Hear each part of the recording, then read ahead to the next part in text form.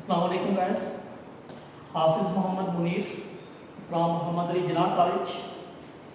ہمارا پہلا لیکچر جو ہے آج وہ مطالعہ پاکستان سیکنڈ ایئر کلاس کے لیے.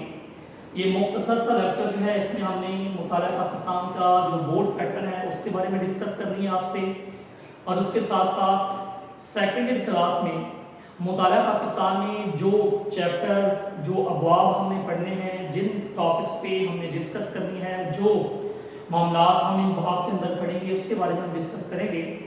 تو سب سے پہلے ہم بات کرتے ہیں بورڈ پیٹرن کی. یہ مطالعہ پاکستان کلاس سیکنڈ ایئر، یہ آپ کا پیپر جو ہے بورڈ کا وہ کتنے مارکس کا ہوگا، کتنے نمبرز کا ہوگا، اس میں حصہ معروضی، انشائیہ، ایم سی کیوز، ان کی ترتیب کیسے ہوگی، اس بارے میں ہمیں ڈسکس کرنی ہے. تو سب سے پہلے بیٹا بات کریں گے کہ آپ کا مطالعہ پاکستان کا پیپر لازمی ہے. یہ لازمی مضامین میں سے ہے مطالعہ پاکستان، اور اس کے کل 50 نمبر ہوں گے، 50 مارکس، جس میں سب سے پہلا کویسچن ہوگا معروضی کا، 10 نمبر معروضی کے. اس کے بعد کویسچن نمبر 2 جو ہے وہ ایم سی کیوز کا ہوگا، مختصر سوالات جوابات کا، یہ 24 نمبر کا ہوگا. اس میں آپ کو 2 جز دیے جائیں گے، 2 اجزاء ہوں گے. ہر جز جو ہے وہ 9 شارٹ کویسچنز پر مشتمل ہوگا، جس میں سے آپ کو ہر جز کے اندر سے 6 شارٹ کویسچن کرنا وہ لازمی ہے، وہ لازم ہوں گے. آپ کل 12 شارٹ کویسچن کریں گے، 6 ایک جز سے اور 6 دوسرے جز سے.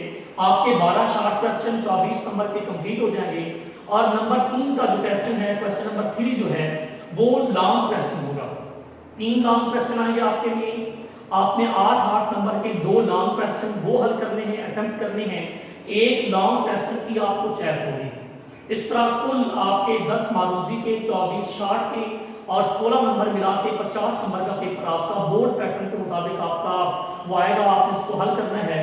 لانگ میں بھی چوائس ہوگی، شارٹ کویسچن میں بھی آپ کو چوائس ملے گی، جبکہ معروضی حصہ میں کسی قسم کی چوائس نہیں دی جاتی. جو 50 میں سے پاسنگ مارکس آتے ہیں وہ 17 ہوتے ہیں، لیکن یہ لو اسٹوڈنٹس کے لیے ہوتے ہیں. وہ اسٹوڈنٹس جو نارمل ہوتے ہیں، جن کو محض پاس ہونا ہی ان کا نظریہ ہوتا ہے، اے گریڈ یا اے پلس گریڈ کے طلباء جو ہیں، طالب علم جو ہیں، وہ 50 مارکس پہ ہی نظر رکھتے ہیں. اور الحمدللہ وہ ہم پہلے نمبر لے بھی چکے ہیں، اور انشاءاللہ تعالیٰ نیکسٹ بھی ہمارے 50 نمبر جو ہیں وہ آتے رہیں گے اللہ تعالیٰ کی فضل و کرم سے. نیکسٹ ہم بات کریں گے سیکنڈ ایئر کے مطالعہ پاکستان میں کتنے باب شامل ہوں گے، اور ان ابواب کے اندر ہم نے کون کون سے ٹاپکس کو ڈسکس کرنی ہے. تو بیٹا پہلا ہمارا جو چیپٹر ہے وہ ہے اسلامی جمہوریہ پاکستان کا قیام. اب دیکھیں کہ پاکستان کا جو مکمل نیم ہے، مکمل نام ہے، وہ ہے Islamic republic of Pakistan. Pakistan دنیا کے 257 ممالک میں سے واحد ایسا ملک ہے جو ایک ٹھوس نظریے کی بنیاد پہ وجود میں آیا، اور وہ نظریہ جو ہے وہ نظریہ اسلام کہلاتا ہے. نظریہ پاکستان کو آپ نظریہ اسلام کا دوسرا نام لیتے ہیں. اس میں ہم یہ دیکھیں گے کہ پاکستان کا قیام کیسے ممکن ہوا. تحریک پاکستان، پاکستان موومنٹس، اور اس کے اندر ہمیں کن مسائل کا سامنا کرنا پڑا، کن جو ہمارے اکابرین ہیں انہوں نے اس میں اپنا حصہ ڈالا، اپنی قربانیاں پیش کی. اس میں آپ دیکھیں، آپ قائد اعظم محمد علی جناح، علامہ ڈاکٹر محمد اقبال، سر سید احمد خان اور ان کے رفقاء کے بارے میں پڑھیں گے کہ کن بڑی عظیم ہستیوں نے قیام پاکستان میں مشکلات کو برداشت کرتے ہوئے، مشکلات کا سامنا کرتے ہوئے، یہاں تک کہ اپنے رشتہ دار، وطن، مال، جان سبھی کو قربان کر کے پاکستان جو ہے اس کا قیام ممکن بنایا. پہلے چیپٹر کے اندر، پہلے باب کے اندر آپ اسلامی جمہوریہ پاکستان کے قیام کے متعلق جو ہے وہ پڑھیں گے. ہمارا دوسرا باب ہوگا اسلامی جمہوریہ پاکستان کی ابتدائی مشکلات. دیکھیں، کسی بھی چیز کو حاصل کرنے کے لیے انسان کو مشکلات کا، مسائل کا، دشواریوں کا سامنا کرنا پڑتا ہے. پاکستان مملکتی خداداد یہ ہمیں ایسے نہیں ملی، بلکہ اس کی بنیادیں جو ہیں، اس کی جڑیں جو ہیں، ان کو بڑا کرنے میں، پروان چڑھانے میں، اس کو ایک تناور درخت بنانے میں جو ہمارے اکابرین ہیں، جو ہمارے بزرگان ہیں، ان کا خون جو ہے وہ ان کی جڑوں میں، اس کی بنیادوں میں شامل ہے.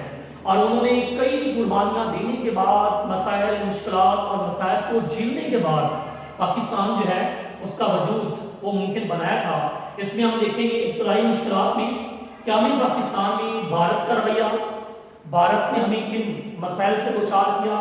بھارت چونکہ ابتدا سے ہی پاکستان اور قیام پاکستان کے حق میں نہیں تھا، وہ اکھنڈ بھارت اور ایک ہی قوم کا نعرہ لگاتا تھا۔ وہ یہاں تک کہتے تھے کہ ہندو ماں کو، ہند دھرتی کو کبھی بھی تقسیم نہیں ہونے دیں گے، اور ہندتوا کا نعرہ لگاتے تھے۔ وہ ہندوستان کی سرزمین کو اپنی ماں کا درجہ دیتے تھے اور اس کو تقسیم کرنے کے حق میں نہیں تھے۔ ان کی طرف سے ابتدائی مشکلات، پھر ریڈ کلف ایوارڈ کی ناانصافیاں، بھارت کی طرف سے دریائے پانی کی تقسیم کا مسئلہ، مہاجرین کی آباد کاری کا مسئلہ، پیسوں کی تقسیم کا مسئلہ، فوجی ساز و سامان، ابتدائی مشکلات، ساز و سامان کی کمی، اپنوں اور پرایوں کی جو سازش ہے، ان کی دشمنی ہے، اور ان کے جو مختلف قسم کے رویہ جات تھے، ان کے بارے میں ہم دوسرے چیپٹر کے اندر پڑھیں گے۔ نمبر 3 کیا آئے گا؟ پاکستان کا جغرافیہ۔ پاکستان دنیا میں کس جگہ پہ واقع ہے، پاکستان کی جغرافیائی اہمیت کیا ہے، پاکستان کا محلی وقوع کیا ہے، پاکستان کے ارد گرد اس کے ہمسائے ممالک میں کون کون واقع ہیں۔ آپ دیکھیں گے پاکستان اپنے جغرافیے کے لحاظ سے، جغرافیے کے اعتبار سے دنیا کے چند اہم ترین ممالک کے اندر شمار کیا جاتا ہے۔ بلکہ اگر آپ پاکستان کو ایشیا اور یورپ کا دروازہ کہیں تو وہ ٹھیک ہوگا، کیونکہ پاکستان کا سمندر جو ہے، بحیرہ ارض جو ہے، وہ مشرق کو مغرب کے ساتھ ملاتا ہے اور یورپ تک ایک آسان ترین اور مختصر ترین راستہ جو ہے وہ فراہم کرتا ہے۔ آپ اگر پاکستان کے جغرافیے کی اہمیت کے بارے میں دیکھیں تو پاکستان ایک ایسی سرزمین، ایسے خطہ زمین پہ واقع ہے جہاں پہ دنیا کی جو بڑی طاقتیں ہیں وہ موجود ہیں۔ مثلا دیکھیں کہ ہمارے شمال میں دنیا کی ہونے والی سپر پاور، آبادی کے لحاظ سے دنیا کا سب سے بڑا ملک چین وہ واقع ہے، جس کے ساتھ ہمارے دوستانہ برادرانہ تعلقات قائم ہیں۔ پھر آپ دیکھیں کہ ہمارے مشرق میں دنیا کی سب سے بڑی سیکولر ریاست ہونے کے دعوے دار اور آبادی کے لحاظ سے دنیا کا سب سے بڑا ملک جو ہے بھارت وہ واقع ہے، ہمارا اصلی دشمن ہے۔ پاکستان اور بھارت اب تک آپس میں 4 جنگیں جو ہیں وہ لڑ چکی ہیں، اور دونوں ممالک کے درمیان جو ویری ہارڈ برننگ ایشو ہے وہ کشمیر کاز ہے، اور جب تک کشمیر کا مسئلہ حل نہیں ہوتا پاکستان اور بھارت نہ تو اچھے ہمسائے بن سکتے ہیں، نہ اچھے دوست بن سکتے ہیں، بلکہ اس خطے کا بھی امن جو ہے وہ داؤ پہ لگا ہوا ہے۔ پھر آپ دیکھیں گے عرب ملکوں کے ساتھ پاکستان کا تعلق، پاکستان کی جو سمندری حدود ہیں ان کی اہمیت، خلیج فارس کے ممالک کے ساتھ تعلقات، دنیا کی بڑی طاقتوں کے ساتھ پاکستان کے ہم تعلقات پہ نظر ڈالیں گے تیسرے چیپٹر کے اندر۔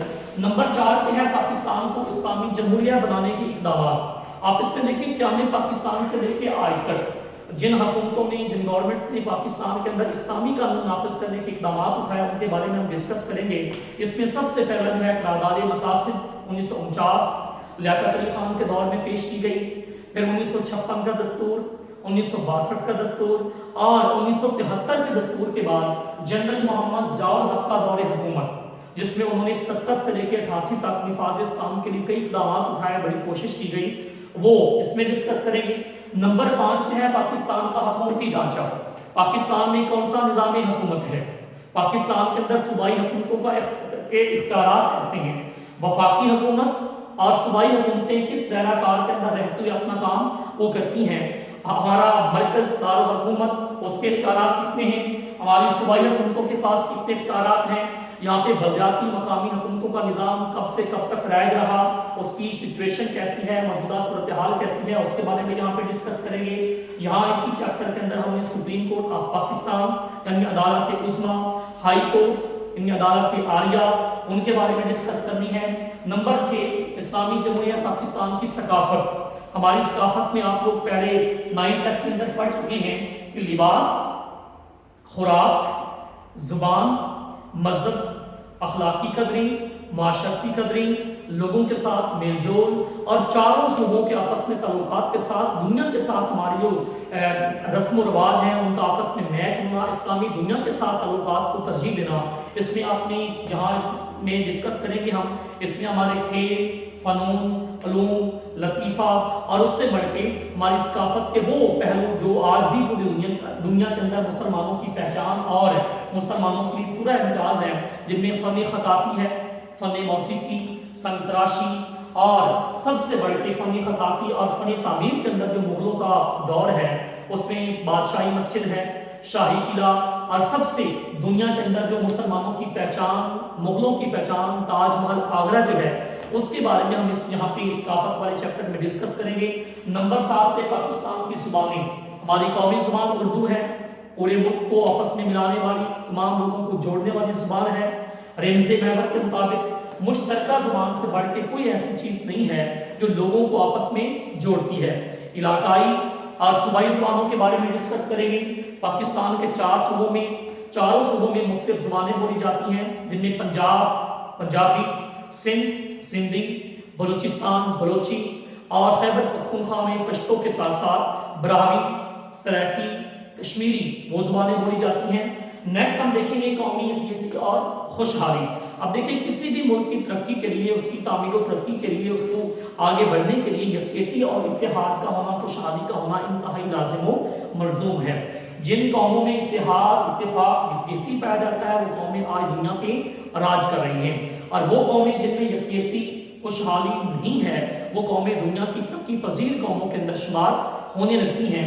इसमें हम पाकिस्तान में कौमी यकजहती के मसाइल और उनको दूर करने, उनकी रुकावटों को दूर करने के बारे में डिस्कस करेंगे। नंबर 9 पे आएगा मुआशी मनसूबाबंदी और तरक्की।